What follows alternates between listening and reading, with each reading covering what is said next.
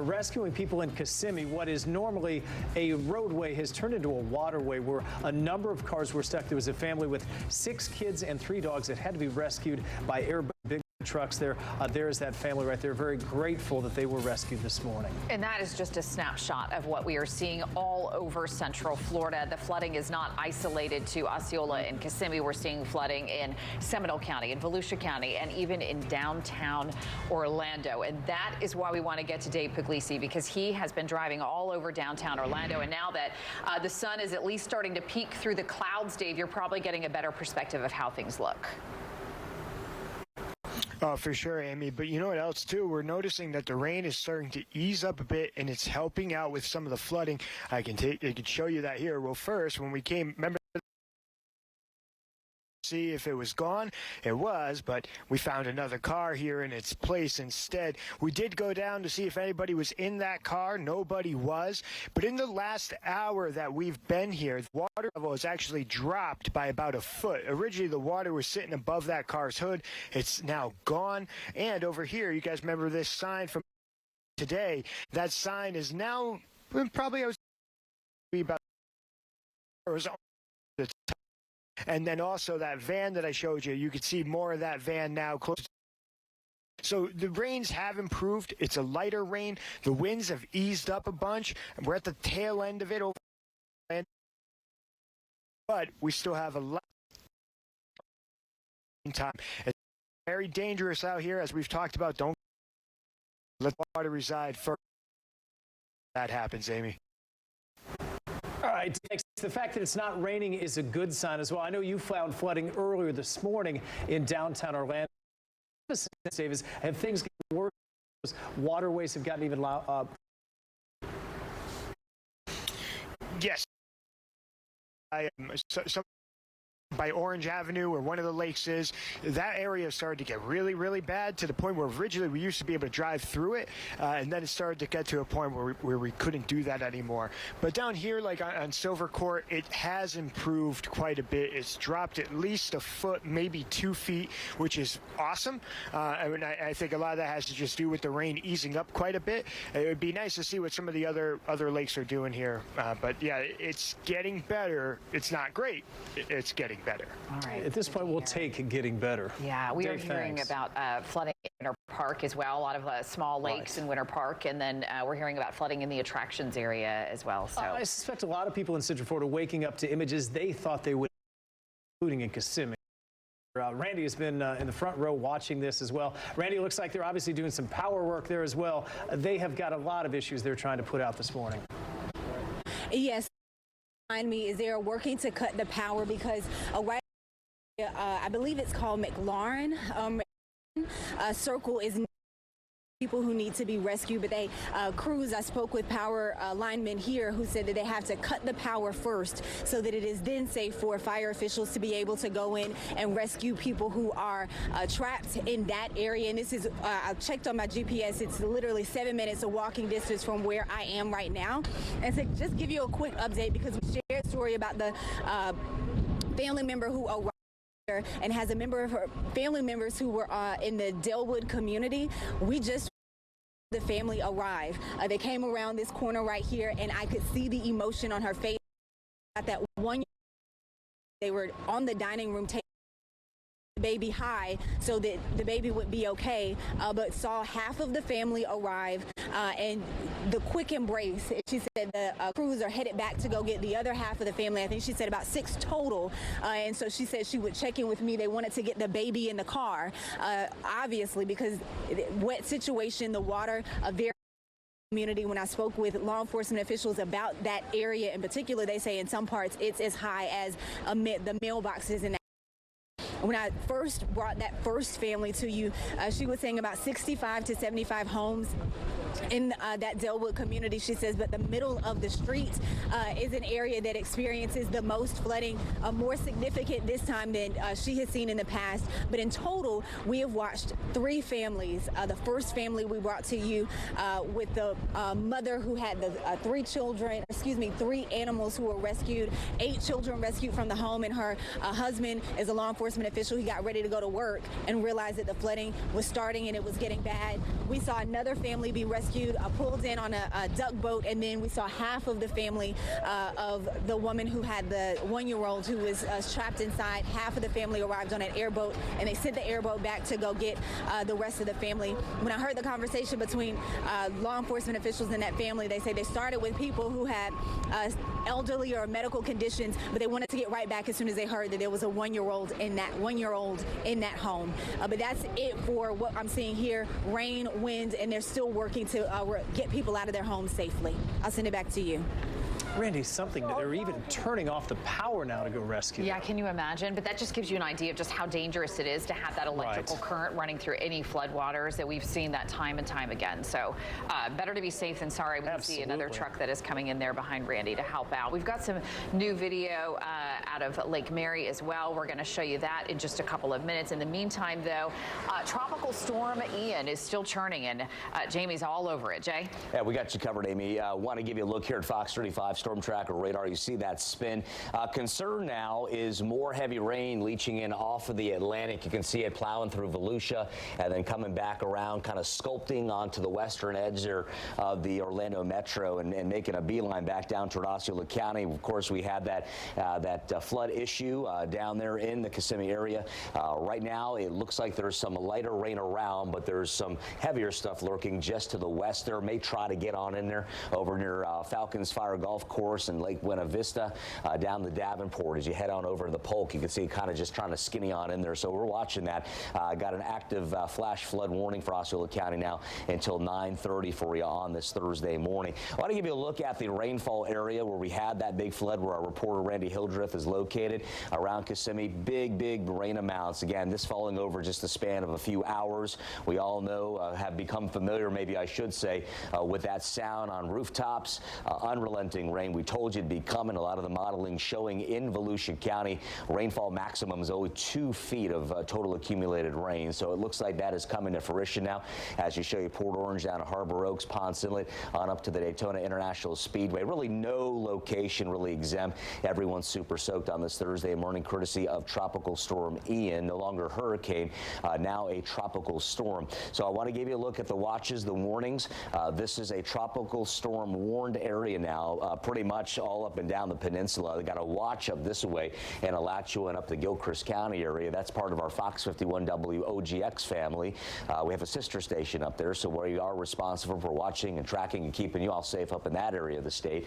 And as we look here, you see the wind 65 miles per hour. Here's the track as Ian begins to scoot on out into the open Atlantic. A look at this Thursday at 2. Should be moving offshore and then making a beeline as a tropical storm into coastal Carolinas, just to the west of Charleston. If you're familiar with this area, they don't call it the low country of South Carolina for nothing. It's low-lying. It's subject and prone to flooding. There are going to be some storm surge issues out that way, and of course that heavy tropical rain on the order of, well, let's just say many inches when it's all said and done, especially if Ian slows down. It's a real soggy storm. You can see I drive right now. City Furniture Cam, it's weaving and bobbing all around. Northwest winds at 32, and this wind direction also shows us the airflow around Ian is change a little bit for the most part for this event. We had some strong gusty east-northeast winds. Now as the circulation lifts up closer to the Atlantic, begins to alter, and winds should become more westerly a little bit through the day today. Here's a look at that canopy of winds beginning to move offshore with due time through about 2 o'clock today. Tracking this as it rides on up out toward northeastern Florida and in toward the coastal areas of Georgia and eventually South Carolina. Current winds for you now as we took at the wind speeds and the gusts. I've had a lot of inquiries coming in, so I want to update you on this. Looks like Ocala has shed gusts now, just a sustained wind at 22. Orlando gusts at 44, sustained 32 there, and it looks like Leesburg out in Lake County at 28 now, sustained with gusts to 53. I want to head over to Allison Gargaro now in the Fox 35 Storm Center. Al, we are busy watching. Everyone's safe here in Central Florida. Take it away. That's exactly right. So, Jamie, you've been doing a great job at showing where the heavy rain is, and it's going to be these red bands that you're seeing on your screen. Now, a lot of them over the Atlantic, but as we've been talking about, they are going to be pushing across the interior and then really starting to wrap down there as we head a little bit closer to home. So let's get you right back there. I do want to take you into our rain rate graphics. That's telling you just how heavy this rain is. And if we zoom into Volusia County, that's where we are are still seeing some of the heaviest rain just south of Port Orange, north of Ponce Inlet there, falling at a rate of 4 inches per hour. And some other areas going to be seeing some heavy rain as well, anywhere from about 1 to 3 inches. So I do mention that you are not out of the if you do live in Volusia County. They are still under a flash flood warning until 10 o'clock this morning. But like we've been seeing, all of these flash flood warnings have been not only extending, but also moving up to the north just a bit, as that center of circulation of Ian is going to be doing just that. So I want to take you back into our Fox 35 storm tracker radar, and let's go down to street level in some areas. If you live along State Highway 415, this is going to be just to the east of downtown Sanford, Maytown Road. We have Ellis Road, and up in Deltona, Lake Helen, you can see that very heavy rain falling near Orange Camp Road. That's going to be just west of the I-4 corridor here. So we've been showing you pictures and video of exactly what is going on outside, and these conditions are not safe to drive in. More heavy rain is on the way, and likely going to be seeing some of that flooding on the roadways. We've been seeing that on social media. If you head out to Twitter, Instagram, Facebook, likely seeing some of your neighbors talking about those conditions. But I do want to put this back in play mode, so you can see these heavy bands of rain that are out over the Atlantic are going to be curving right back in. And I do just want to take you out one more time to those wind gusts, because not only is it the rain and the flooding, but also the winds. We talk about a very saturated ground. Some areas seeing more than a foot of rain in just a short amount of time. And then any of these strong wind gusts could knock over more trees and power lines. So just because the sun is out doesn't mean that we still aren't seeing some very strong winds and potentially dangerous situations on the ground. So we're looking at that. And then if we take a look at some rainfall totals, you can see where Ian has been down in southwest Florida, making its way across the Florida Peninsula and then up into our viewing area. So some of the locations that are shaded in white and purple on your screen, seeing anywhere from 6 inches up to potentially 2 feet of rain. So we're watching this very, very closely for you. Jamie, we have our own Fox 35 storm tracker radar, and let me tell you, it is coming in handy at this moment. I will tell you hands down right now, our coverage of Ian has been top-notch, and that radar has made all the difference. Yeah, it really has. Thank goodness for that. Thank goodness for that. Yeah. All right, we're all done over here, guys. We'll send it on back to you. All right. Thank you, guys. Doing incredible work over there. And again, those flash flood warnings continue throughout the morning, and Good Day Orlando is going to stick with you throughout the morning. We want to show you, this is Sand Pond Road. Just about 30 minutes ago, strong winds and rain causing this transponder to lose power and the lines to spark there. This is in the Lake Mary area of Seminole County. And we have been seeing a lot of flooding in Seminole County. We have, for sure. It's going to make it tougher for some of these power crews to get out there as well. Let's check in with David as well. He has been making his way around different parts in Sarasota County now. What are you finding right now?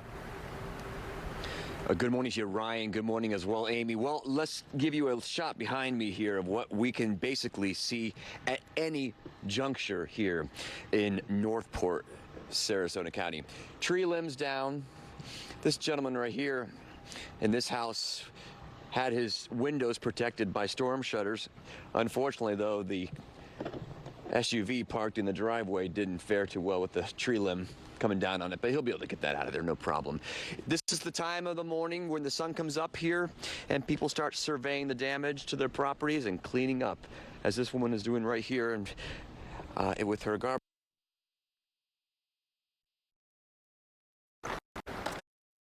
Right, unfortunately, we've lost David's signal then.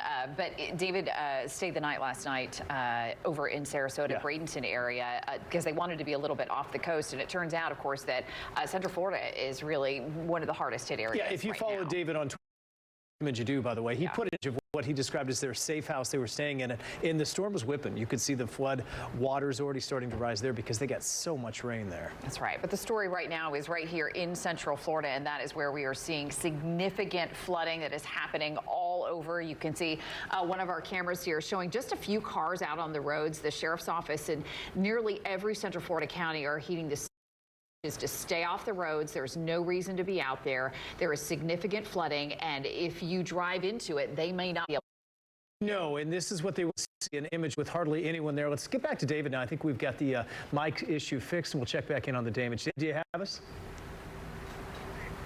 Oh, no, all David. right. Sorry, All right. we were told that David was back. He is not. That's okay. We're going to move on because we have out here in Central Florida. We've got some new video from the Swan and Dolphin hotels. This is in the Disney World area. A viewer sent us the video last night where parts of the hotel.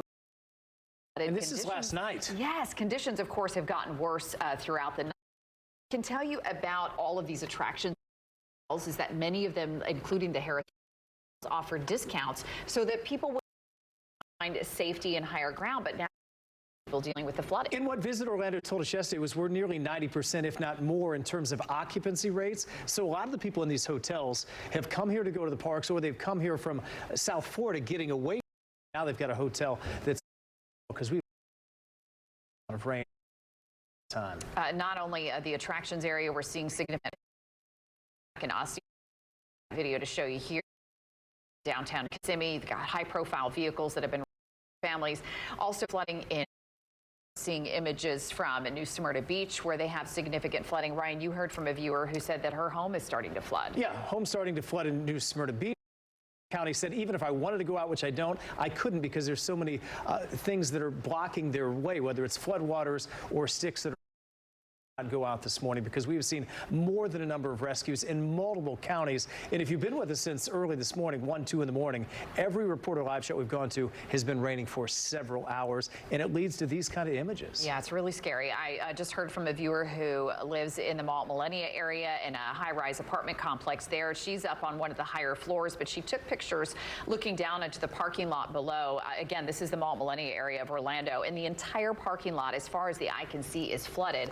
Now, thankfully, only up to the tires, but once those floodwaters get up to the engine area, this is where we really run into some serious issues. Yeah, these cars we see here, salvage cars. And if you were with us early, Dave Puglisi showed us an EMS ambulance that was stuck. Well, an hour later, he went back to check on that, and another car was stuck, trying to go through that same water. Dave went and checked. Thankfully, no one was in the car, but it's like this. They think they're there, and by the time you realize it's too deep, that's how your car ends up right there. And usually, it's salvaged to that point. Yeah, it's scary. Now that the sun is up, we are starting to see clearer images of just how significant the flooding is. Again, this is happening all over Central Florida. We are focused in on Kissimmee. We have floodwaters in Winter Park, Winter Springs, many parts of Seminole County. The Little Wekiva River has been something that Jamie has been talking about specifically, which stretches from Altamont up through the Markham Woods area. We're seeing some flooding in those areas. We're seeing flooding up in Volusia County. Sheriff Chitwood coming out yesterday and saying that if you are in danger and you need someone to come rescue you, they do have some high-profile vehicles that can get to you. Yeah, and in Seminole County, they have said we have got to prioritize which calls we go to, because we can't go to all of them, and obviously they're going to encounter some flooded scenes in Seminole County and all of our counties where even though they want to come rescue, we've got someone out there in the distance as well. They're not going to be able to get to those spots for sure. We're talking about power outages as well this morning. We are seeing significant power outages, a little over 2 million people right now in the state of Florida who do not have power. It's not nearly as bad as I think that many people thought it would be here in Central Florida. Yeah, it's better than a wind event. It is, but what we're seeing is, of course, the flooding issue. That tends to be the biggest issue right now. So if you are without power, you should report it to your power company. Fox35Orlando.com, so you can go on there, whatever your power company might be, whether it's Duke, FP&L, OUC, you can report it through there so they at least know that you are out. Some people have been reporting lights flickering on and off, and then we saw images just a short time ago, Ryan, which was crazy, of them actually turning off the power in one location so they could So it was safe to go rescue someone, to be the second water rescue we've seen in this spot. We've heard from all the power companies saying we are working through the storm. This is here where it's dry and they can get out there for sure. But you got to wonder if some of the flooding is going to slow down in some cases the case. We see Randy there, if you had a sharp eye in front of us. So Randy, what are you seeing right now? That has been a very busy intersection with a lot of people from Kissimmee and Osceola County helping out. All right, so we've got Kissimmee Fire Rescue out there. Their crews are out helping people. We've got airboats that have been out there and trying to, that one actually looks like an engine boat. But we've got boats out there that have been trying to get to people and get them to higher ground. Randy, are you able to hear us okay? Yes, I'm able to barely kind of make you out because it's so windy out here. Just to give you a quick recap, within the last maybe 10 minutes or so, fire officials have shown up, and I see an ambulance, and so we know that they are in the middle of doing rescues in this community, so trying to find out if there has been a medical emergency. We know that it's not just the Delwood community that is experiencing flooding in that area, and people are needing to be rescued. I spoke with linemen who are out here, and you watch them live cut the power because law enforcement officials also need to go to the McLaren community and need to be able to do that safely. In terms of the family that I introduced you to, half of that family has arrived. I just checked in with one of the relatives who is parked under or waiting under here.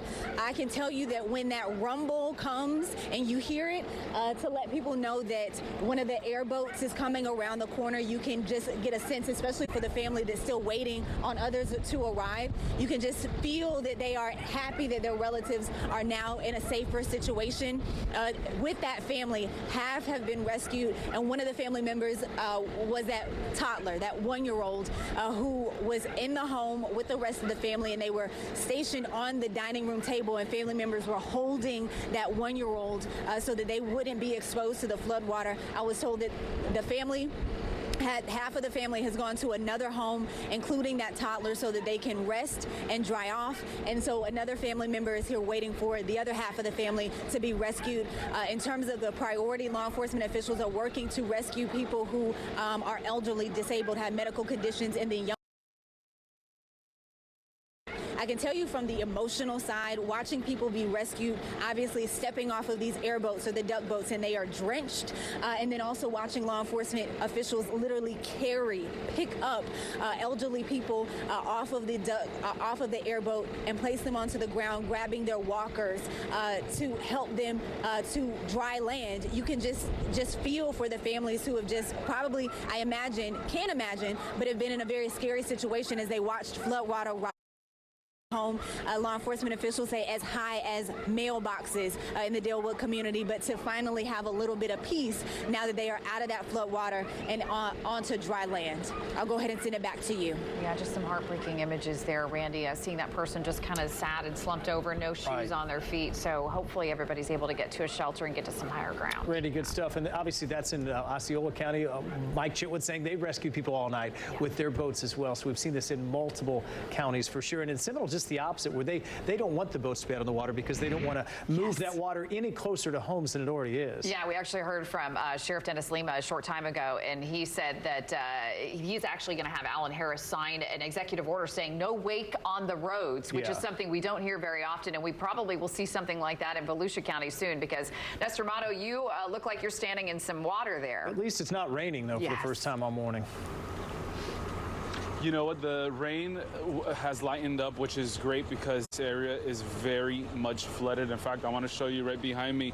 You can see there's a truck that stalled out, and we're seeing cars stalling out throughout New Smyrna Beach area. We were downtown. In fact, we moved our car because we were afraid that our news unit was going to stall out. And we know because of the conditions, if you stall out, you may not get help for a while. So we thought about that as well. We were like, there's no tow truck coming for us, you know, because we are still feeling the effects of Tropical Storm Ian. You can see this man walking down the street too. We are on North Dixie Freeway right off the 44 to 95. So what we're also seeing is some power companies showing up as well. We know some people have lost power, but you know, guys, what we've been talking about all morning long is the concern about the high water.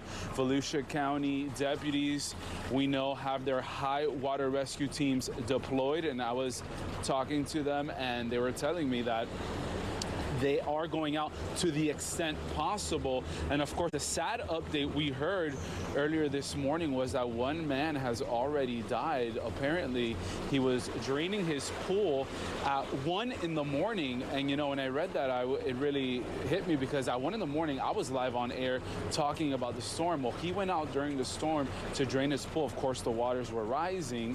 His wife noticed that he was gone for a while, a 72-year-old man, and now deputies say he slipped on the slippery grass, fell into the canal, and drowned. So these are the type of things that we're warning you about. Officials here are afraid that the floodwaters could reach upwards of 15 inches. And right now, as you mentioned, it has slowed down the rainfall, but it was relentless all morning long. Yeah, Nestor, not surprising at all to see him standing in that water, because it's the first time we've been with Nestor all morning. It's not been pouring there. Yeah. And unfortunately, I think this is going to go down as a very deadly storm. Nestor, the rain has stopped, which is good news. Just driving around, was it hard to navigate to where you guys are based on some of the flooding you've seen in New Smyrna Beach? Yes, our photojournalist actually was telling me that he has a friend that lives in Edgewater, that the water was coming into their home. So we were attempting to go to Edgewater, but the roadway just would not allow us. The water was too high. We had to turn back. And as you can see, I mean, look at that truck right there. I mean, that's no Mini Cooper. That's a truck. And it's stalled out right there. So wow. Yeah, we were just talking about, Nestor, I don't know if you heard us, Sheriff Limo saying, listen, don't drive fast on these roads, because what's happening is you're distributing that water into people's homes, you know, which is really sad. The last thing you want to do is make somebody's problem worse.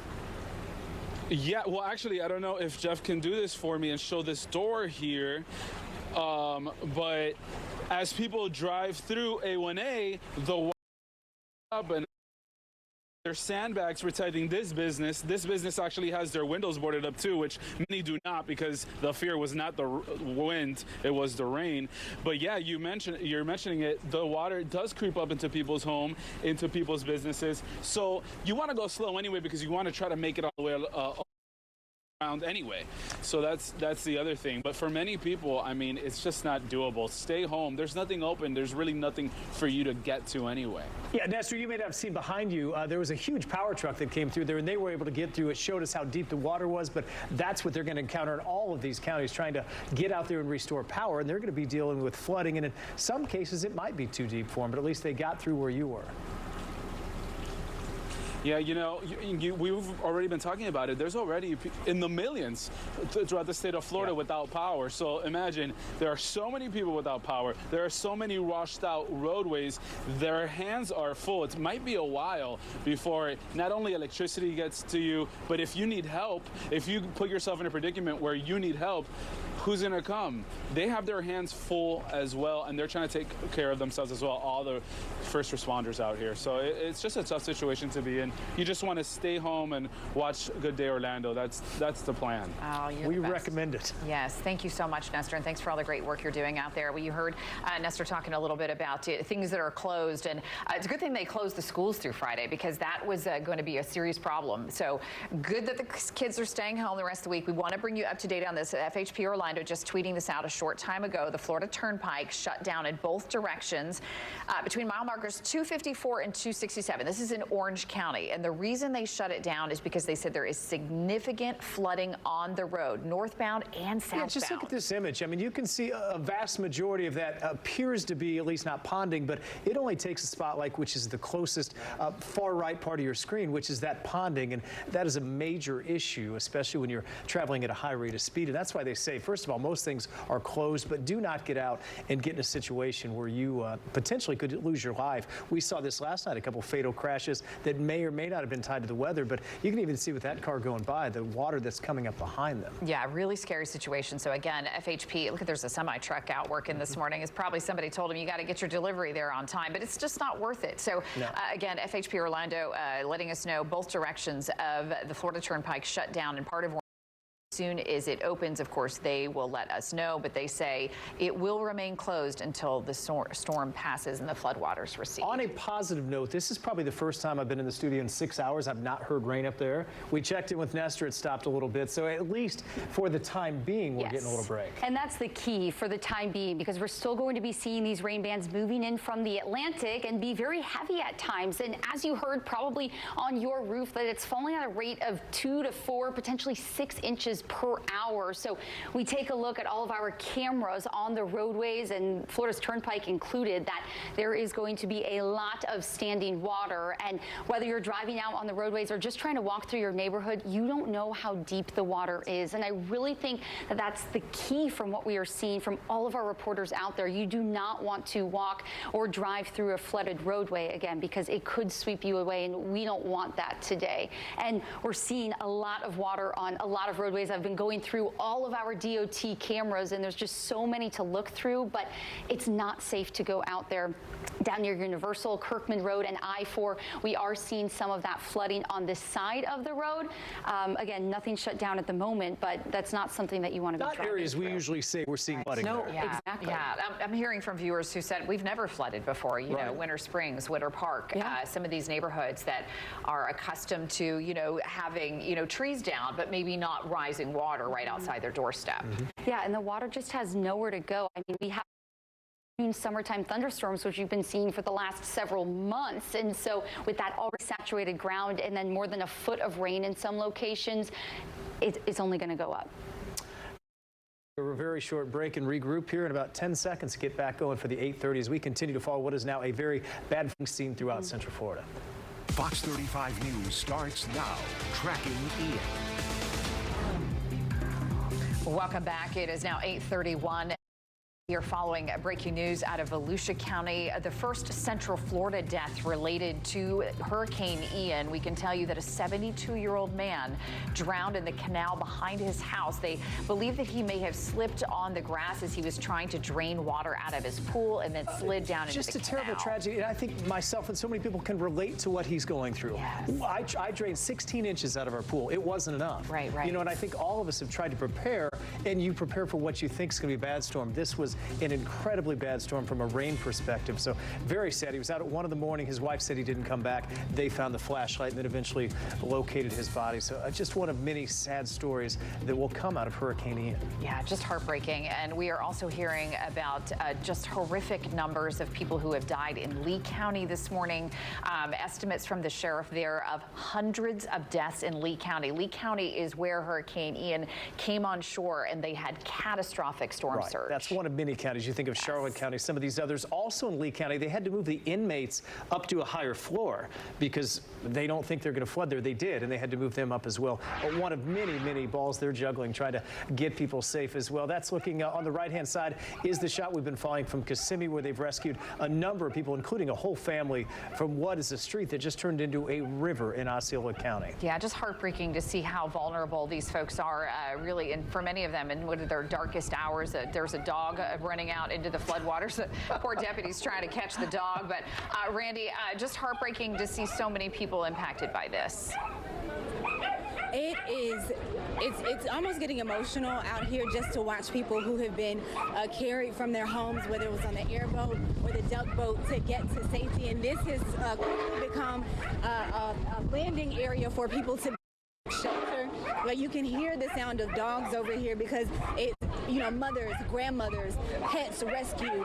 We have one family right here, and I know that we were going to talk to have some people who and you can get a sense of who's here. Are you doing okay, ma'am? She can't hear you. Okay. Gotcha. But you all were just rescued? Yeah. How, can I ask you quickly, and I ask this with my heart thinking about you guys, because I can't imagine what you just experienced. Talk about where you just came from and what you just left. Circle. And what was it like over there? We were deep in water in our house. How high? How high was it? Here. Up to your thigh. How long were you in there? In the morning. Yes. And who all was in the home with you? My daughter, Cassandra, her husband, Leo, my granddaughter, two granddaughters, a grandson, and two grandsons and a son. Two daughters.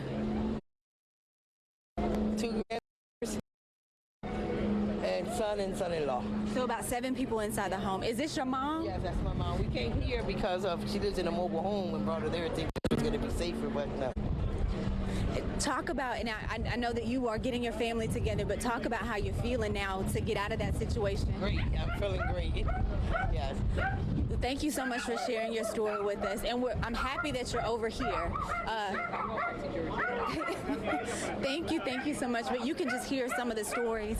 I talked to Miss Lena earlier. That was the family member who had arrived because her family was trapped in their home in the Delwood community. She talked about the toddler that was being held. She says half of the family has been taken to another home, another location. The power is out over there, and so they are waiting for the rest of the family to be transported. They were told by law enforcement officials that they want to make the priority families who are dealing with medical emergencies or families that have older relatives to make sure that they are first taken out, and then they are making multiple trips. I was told by law enforcement officials that they have several airboats and also a duck boat that they are using for these operations. And it's not just the Delwood community. McLaren Circle, they are also experiencing some the power lines before law enforcement officials can move into that area. And we want to be very sensitive about showing people who have just been rescued, because as I said, I cannot imagine what they have dealt with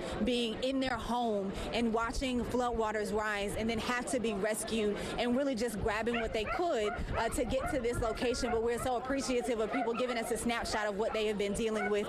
But I can tell you, with the families that are here, I also get excited when I hear that rumble, knowing that that airboat is about to come around the corner with more people who have been rescued and are now okay. I'm going to see if I can check in with Miss Lena again to give an update on the family that had the toddler, and try to check in with you soon.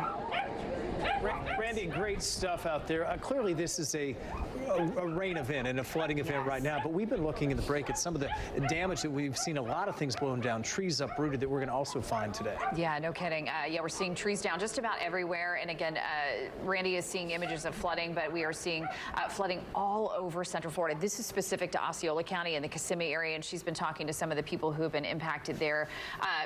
But I'm getting viewer pictures from quite literally all over, near the Malt Millennia, in the attractions area, in Volusia County, all over Seminole County, Winter Springs, Winter Park. We're seeing these flooding images all over. Yeah, much more flooding than damage, though. You'll see damage out there as well. A lot of flooding. Let's go to Jamie and Allison. And we knew these rain totals would bring this kind of flooding, and we're really seeing the effects now. Well, yeah. I mean, we got a tropical system here, Ryan, and, you know, this is what they do. They produce wind, and they produce a lot of rainfall, Allison. Yeah, and with the slow movement of this storm, and it's continuing to make that counterclockwise wrap around our viewing area, that's why we are seeing so much rain. We saw a lot last night, Jamie, and a lot more is going to be making its way across our viewing area until that center of Ian has moved far enough away from the Florida Peninsula. And it's that northeast movement now that is actually putting rain back in Osceola County, down near Kissimmee. Let me update you now using our Fox 35 storm tracker radar. A live look for you right now, showing the wraparound effect there and how some of that is still funneling on down into Osceola County. We have an active flood warning now. This goes till 9:30, so a little more than an hour on that. But you can see the scene here where Randy Hildreth is located. We've had, gosh, inches and inches of rain. That continues stacking up. I took this screenshot. There may very well be more than what you see here, but I took the screenshot about an hour and 20 minutes ago, and this is what our radar revealed that had fallen. Of course, there could be locally higher amounts, as we typically find outside of that radar scope. So the outlook now: South Daytona, Port Orange to Allendale to Harbor Oaks, and the Ponce Inlet, and all the way up toward the Main Street Pier, Daytona Beach. Sugar Mill Estates, heads up. You got some heavy rainers there right along I-95. Here's 44, the gateway into New Smyrna Beach, the Smyrna Yacht Club there, and looking back up toward US 1 and the north and south causeways there, right along the Indian River on the north side, and then back out toward Ponce Inlet. We connected dots with some heavy rain there. Also moving into El Cam Boulevard, west of Alamana, and out toward Orange City, Casadega, and Lake Helen as you work inland now across Volusia County. Heavy rain continues, and that we pick up that Seminole County flood warning now. This is the Heathrow area, and some of this actually comes out toward us here at the Fox 35 studios, right there at Lake Emma Road. Of course, Markham Woods Road on the other side, and then that continues on out toward the Wekiva area right now, where we do have a flood warned area in progress. You can see here the images are Randy Hildreth live over in Kissimmee. People people being rescued now from automobiles and homes as floodwaters have risen to just crazy levels right now, historic in some aspects of it all. But I'll tell you, one of the great things about having your own live weather radar, we could take you right there to the scene. We track it, we address it, and of course the warning's firing right now, so there is much ado to track as we take you on down toward the area now along 434, the Little Wekiva River. We had a sharp rise in water there. That too was at quote-unquote historic levels, according to the National Weather Service in Melbourne. So now we watch those floodwaters gradually receding, and they have as the rain intensity has loosened up its grip some. So our watches and warnings now, the tropical storm warned areas shaded here and these orange for you. There are no areas with active hurricane warnings, so that's good news. But again, the bad news is that we're still in a warned area for tropical storm impact. So we look at Ian now. You can see here on the satellite presentation that we've got winds at 65. That is going to jettison out into the open Atlantic Thursday today at 2 o'clock. So we start to separate from Ian, and that looks like it continues with the tropical storm status. In fact, it increases some, just shy of a Category 1 hurricane. That's a strong tropical storm Friday at 2 p.m., strengthening over the warm waters of the Atlantic. Water temps still around the 80, maybe 82 degree Fahrenheit mark, and the Gulf Stream current out there as well. So it looks like it's going to ride that up into the Carolinas and make its presence known with heavy rain. There's some tropical storm warned areas up that way as well. Want to give you a look here at the camera. Again, what you're seeing here on the side of the screen are rescue units down in Osceola County near Kissimmee. We had water rescues. The water packed in real tight, and they started that rising level there. So cars were stranded, folks were stranded. So that's what we're doing. Randy Hildreth, one of our great reporters here at Fox 35, is live on the scene, bringing us clear, concise reports as to what's happening. There you see Randy right there in the box. The outlook again at iDrive, 72. That's a north wind at 43. And we look at the canopy of impactful winds from Ian now moving offshore by 2 o'clock. And we track that out as it moves over the open Atlantic, destined again for the coastal Carolinas. Last check here on some wind speeds and gusts. Have a few inquiries on the social media platforms. So I want to let you know we haven't forgot about you out there. We've been juggling these flood warnings like crazy back here in the storm center. We have to address life-threatening situations. Of course, the winds on the mind of many. So we show you 43 sustained Orlando, that latest gust at 62 miles per hour, 55 at Sanford, sustained 39, and Daytona Beach, a latest wind gust as of late, most recent at 69 miles per hour, and a sustained wind there at around 55. I want to head on over to Allison Gargaro now. She's monitoring our Fox weather alerts board. Allison, much to do here in Central Florida with the flood threat unfolding, and you've got information on that right now. Yeah, that's exactly right. I do want to bring you an update. So we are looking at a flash flood warning now in Lake County, Orange County, Seminole County, as well as Volusia counties. That is in effect until 12:15 this afternoon. So we've been talking about how likely that these flash flood warnings would be extended, and we are seeing just that. A few others that will be expiring anywhere from 8:45 until 10 o'clock this morning, but we could be seeing those extended as well. So even though you might be hearing a lull in the rain, which we're hearing right on our Fox 35 studios here, want to let you know that more rain could be on the way. So let's actually take you out into what we are seeing. Some heavy rain that's still offshore of Volusia County, but that's going to be making its way across the interior. So let's zoom you right on into Daytona Beach, Port Orange, Ponce Inlet, New Smyrna Beach. It looks like it's just light to moderate rain right now, but you can see some of that red, those heavier bands that are moving in. And if we actually take you into our rainfall rate, you can see just how fast and how much rain could be falling at a rate of 2.3 inches per hour just to the west of I-95 there, and in DeLand it's just under an inch per hour. So it could be light in some locations, but please do not let your guard down. We have seen a lot of rain in a very short amount of time, and as we head throughout the afternoon hours today, and we do actually see some of that rain start to push offshore into the Atlantic. You can see a lot has fallen in the path of Ian, but if I take you into our rain outlook, where we actually could be seeing even more rain throughout the afternoon, some of the highest threats this afternoon up near Palm Coast. That does include portions of Flagler and Volusia County, and then lesser amounts as you go toward the Orlando metro. But like we've been tracking on our very own Fox Fox 35 storm tracker radar. Still a lot of rain to talk about, so let's take you right back in to our loop, and you can see that that center of circulation is slowly making its way through Brevard County right now, but that counterclockwise motion going to be bringing even more rain across Lake County. I do want to mention it looks like I-75 is that stopping point. So if you are west of I-75 up through north central Florida, that does include Gainesville, you could maybe be seeing some sprinkles, but it's really the heavier rain that's not only going to be pushing in to Seminole and Orange counties, back into Osceola, Polk. We're seeing that in Lake, and then eventually making its way back into Brevard County. So I know we have some reporters out there saying, hey, what are we going to be seeing over the next hour or so? Well, until these rain bands actually move into your area, things are going to be quiet, but where the heaviest rain is moving into DeLand, Deltona, and toward Daytona Beach. And Jamie, this is impacting the roads as well. So we're continuing to monitor traffic conditions for you.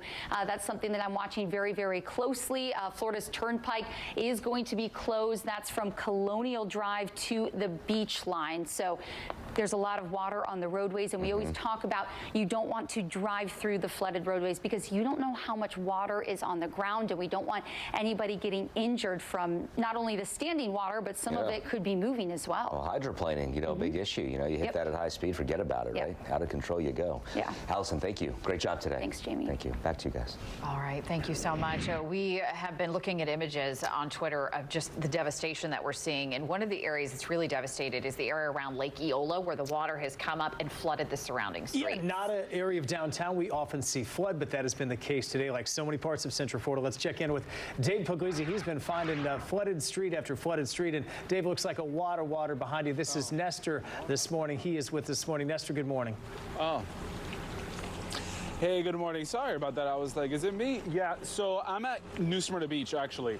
And so just a couple minutes ago, you must have seen that truck that had stalled out. Well, just a couple minutes ago, right after I talked to you guys, he had a buddy pull up with an even bigger truck, and he was able to pull him out, at least to the side for now. So that worked out for him. And actually, I just saw a couple minutes ago a tow truck go by. So we might start seeing people finally venture out, but for the most part, officials say stay home. The floodwaters are very high. You just heard Allison say that we are still under a flood advisory here in Volusia County for all of the morning till noon, I believe she said.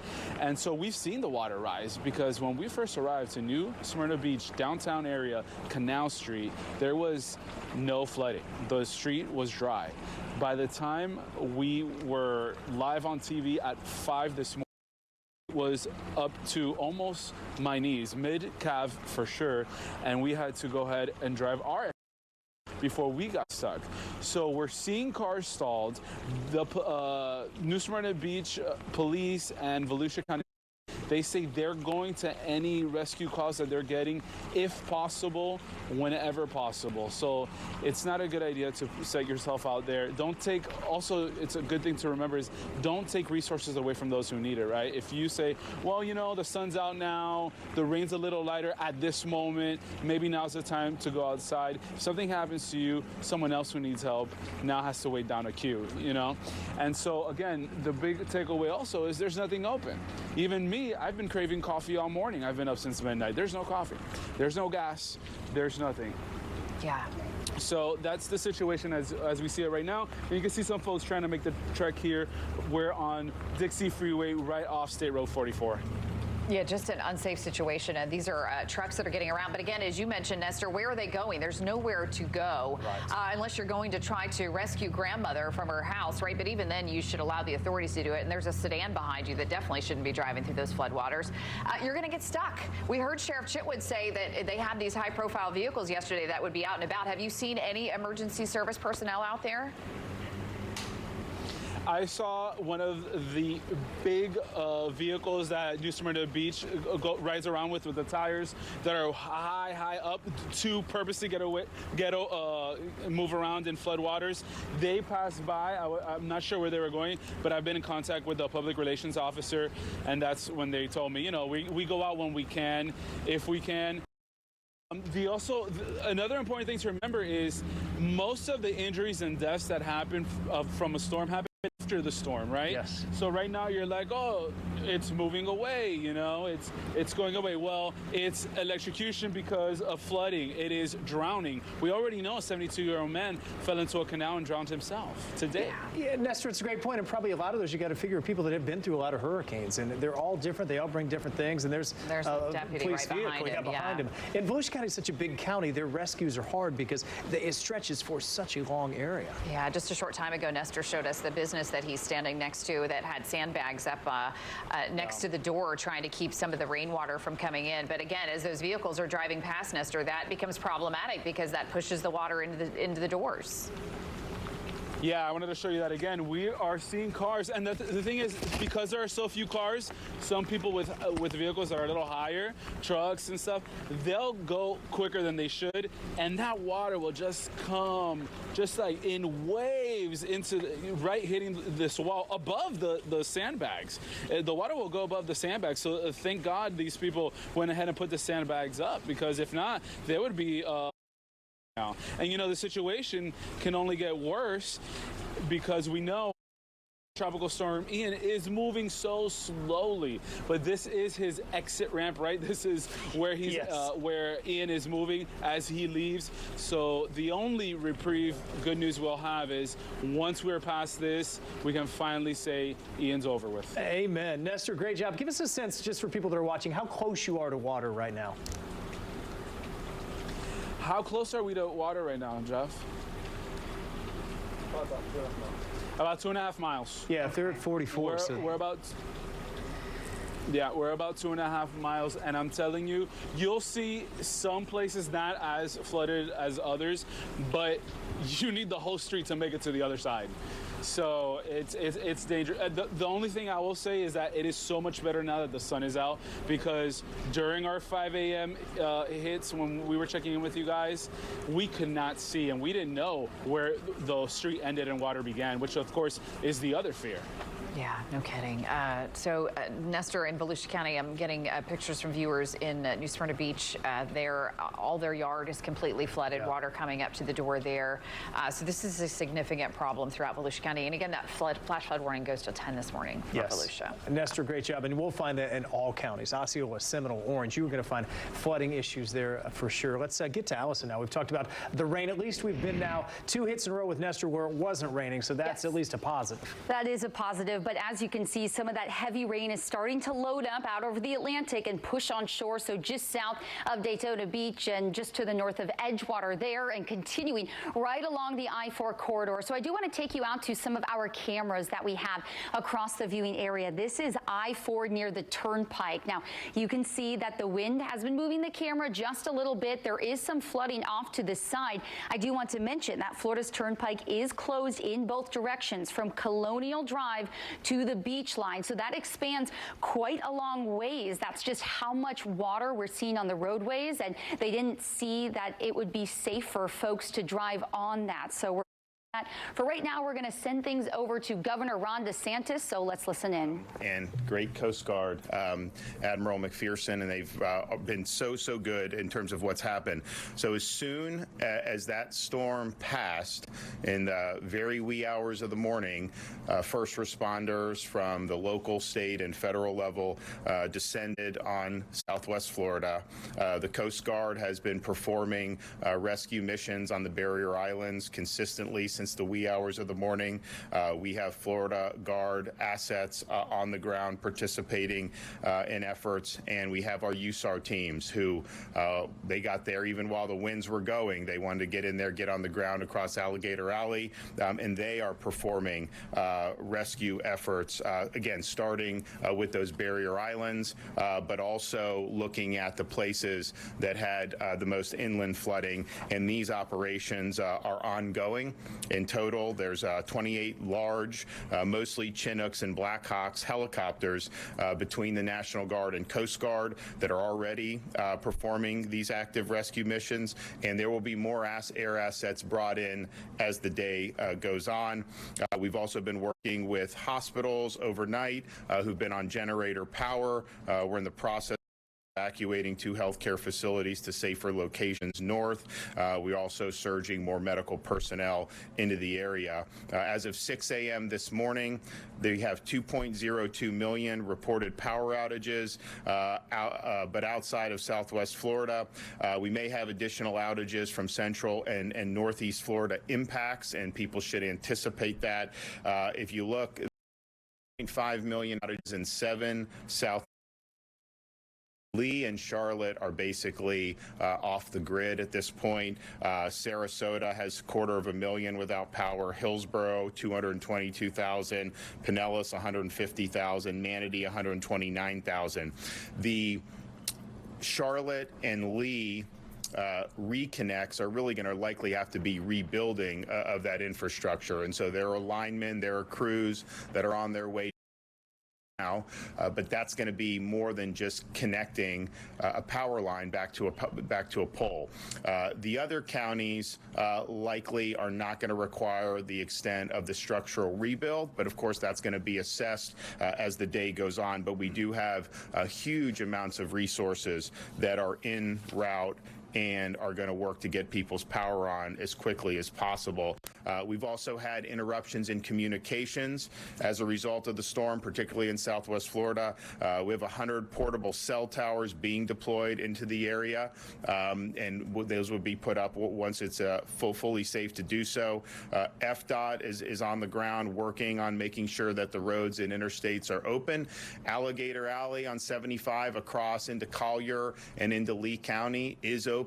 The traffic is flowing. I-75 south through Charlotte County is open and flowing. Portions of Lee County, they're still looking at.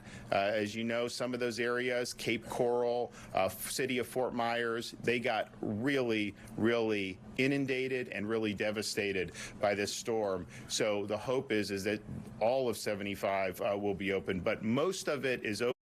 It gives us what we need to be able to continue to move supplies into the area. We have 100 engineers on site to do bridge inspections, and they work in teams of 2. As they assess the damage and they can ensure safety, then bridges can be safely reopened. Now, of course, we do have reports of structural damages to bridges, such as the bridge going on to Sanibel Island, and I anticipate there will likely be other bridges that have suffered damage. But once bridges are determined to be safe, they will be reopened as soon as possible. But we know Sanibel Causeway, and we also know Pine Island Bridge. Those two are not passable, and they are going to require structural rebuilds. Right now, if you look in Central Florida, you're looking at potential major flooding in Orange and Seminole counties, St. Johns River, all the way up potentially into Northeast Florida and Jacksonville. The amount of water that's been rising and will likely continue to rise today, even as is passing, is basically a 500-year flood event. And I know Seminole County has done evacuations. I know they've opened shelters, but we're going to see a lot of images about the destruction that was done in Southwest Florida, and obviously we have massive assets there. But people should just understand this storm is having broad impacts across the state, and some of the flooding you're going to see in areas hundreds of miles from where this made landfall are going to set records. And that's going to obviously be things that that will need to be restored to. We have, of course, massive amounts of food and water in the area. We're going to have probably close to 300 truckloads of food and water in the area today. Fortunately, most of our school districts will be able to reopen on Friday or Monday. Lee County, very difficult situation. Charlotte, so we're going to work with them and see when they can get back on their feet, but the damage extensive that it's a very difficult situation. We have received a major disaster declaration for 9 counties, but we do more. I just spoke with the president this morning. He offered support. I told him thanks for this, but because the storm has moved inland and caused a lot of potential damage in the center part of our state, that we were going to be asking for those counties to be expanded and included there. But for now, we have approval for Charlotte, Collier, DeSoto, Hardy, Hillsborough, Lee, Manatee, Pinellas, that will allow individual Floridians to seek individual assistance from FEMA. And that will be something that, as you have people that have been displaced due to the catastrophic impacts of Hurricane Ian, that's going to be something that's going to be necessary. We have been granted 100% for 30 days to ensure we can quickly move forward into this response and recovery situation. Has, as I mentioned, activated individual assistance for those in need of help who qualify. You go to FEMA.gov, or you can call 1-800-621-3262. Make sure you take a picture of the water line in your home, because if you can show that, we're able to get assistance to you faster. As people have emerged this morning, particularly in the areas that were hard hit, just understand this is still a hazardous situation. Those folks that were in there in the wee hours of the morning were taking big risks as first responders navigating this. You have power lines that are down. You have trees that are down. You have a lot of hazards right now. We do anticipate a lot of the water will subside in some of the barrier islands and some of the coasts, but some of those inland places off rivers and off these inlets, you're likely to have standing water there throughout all of today and even in the days ahead. So that is a hazard, and just please be aware that that is something that if you weathered the storm to this point, going and doing and getting involved in that is just totally not worth it, and we want to minimize any harm to anybody as a result of what we're seeing right now in the streets. We have had 26 states provide support. We really appreciate that. It's going to be put to use. This is I don't think we've ever seen an effort mobilized for this many rescues this quickly, but we appreciate it, and we will make good use of it.